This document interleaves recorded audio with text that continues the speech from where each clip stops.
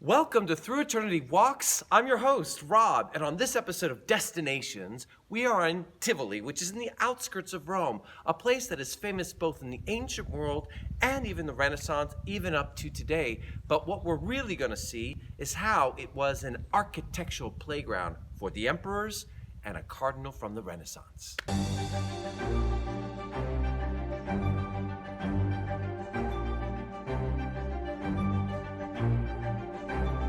Flying up above the magnificent olive grove that surrounds the ruins of Hadrian's villa, we can capture a view of Tivoli and understand why it was so important for people over the centuries. Nestled among the hills and having ample sources of water made it an ideal place for Romans to escape the heat of Rome. Nearby, the Emperor Hadrian, who had a massive amount of property used as his architectural playground. This amazing place was enormous and more or less the size of a city unto itself. Hadrian was the most traveled emperor in Rome's history. It is said that he would be inspired from his journeys and that he would later recreate what he saw in his villa.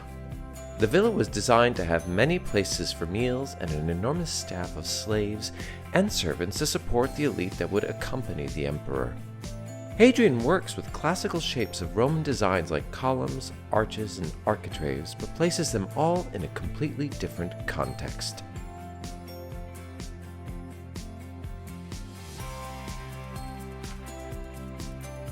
Imagine cascading waterfalls flowing from the dome ceiling to cool people off, feasting in a summer triclinium.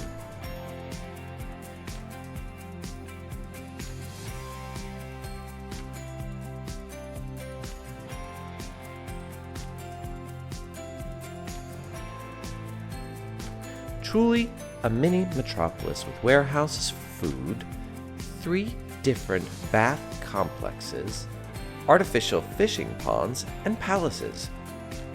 Take a moment to imagine what the decorations must have been like when this complex was built. At the time, Rome was at its most powerful and wealthiest moment in history. This whole area is referred to as the Golden Piazza because of all the beautiful treasures that have been found here. So, we're in Hadrian's villa, and we're in a very special part of the villa known as the Maritime Theater. And joining us today is our local historian and one of my great colleagues, Thomas. So Thomas, why don't you tell us a little bit about this area? Well, in this massive complex that the Emperor Hadrian built up here in the hills outside of Rome, this little space he reserves just for himself. This is his retreat, his meditative. Don't disturb him. This is when he's in one of his Gretel Garbo moods. I just want to be just a little drawbridge that pulls up. It's just symbolic that people knew. Don't disturb him, leave him alone. And a library, reading space, a solarium, and his own private toilet. What a great place to visit with friends. Today we have Thomas and Saverio joining us. Next stop, the old part of Tivoli and experiencing the stunning waterfalls in Villa Gregoriana. After a major flood of 1826, Pope Gregory XVI set about having the water flow and the bed of the Ionian River diverted and reconstructed. A beautiful place filled with grottos and views of temples built well over 2,000 years ago. Let's travel down to the bottom of the gorge to find where nature and the gods meet.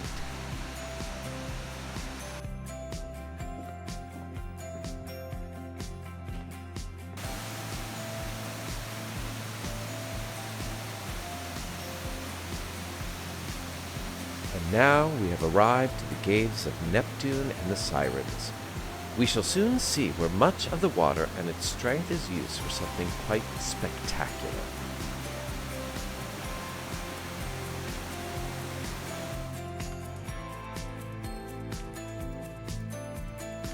Now let's climb up through the well-lit caves up the hill to get a better view of the Temple of Vesta.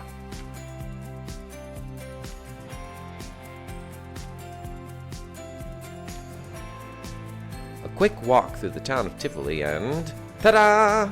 We are in one of the greatest Renaissance gardens in Italy. Famous lookout point to inspire when one has accomplished great things, like our journey today. A very powerful cardinal, Ippolito d'Este, just lost hope of ever being elected pope, so to console himself, he set about creating these gardens with the help of Piero Ligorio. Piero was absolutely inspired by Hadrian's villa, a playground with water and pressure and design to recreate the great rivers of the area, Rome, and the glorification of the Este family. Imagine what it's like to truly experience the goal of these gardens.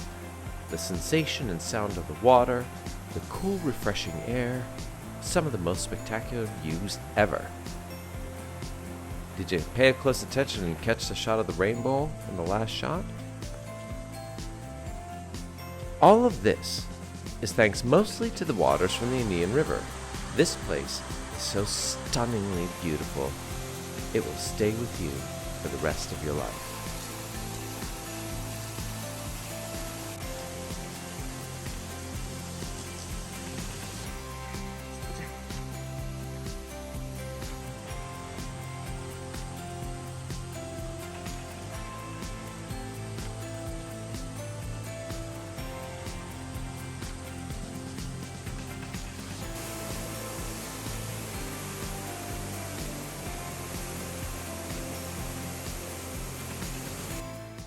Hey everybody, it's Rob again and Thomas. And here we are with Through Eternity Walks, Destinations, Tivoli. So Thomas, why don't you go over what did we get to see today?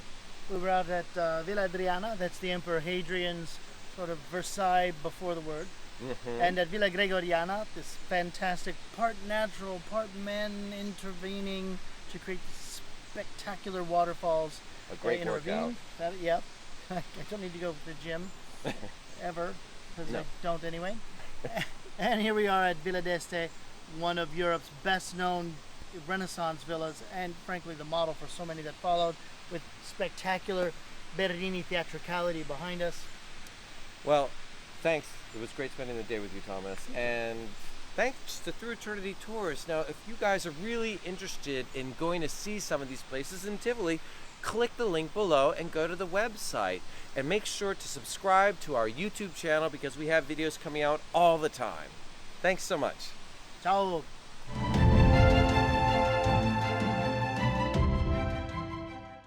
It's welcome to Through Eternity. It's not Through Eternity Walks, is it? Through Eternity Walks? Oh, really? City of Tivoli, where we are up. Yeah, you're right. We're in Hadrian, right? So, and along with me is, no, that's not gonna work. Okay. So we are in Hadrian's, and we're in what is known as the Maritime Theater, which is what? Maritime. Maritime? I always say Maritime. The Maritime is That's the a prison. At the, yeah. Cut. Maritime. That's gonna be cut.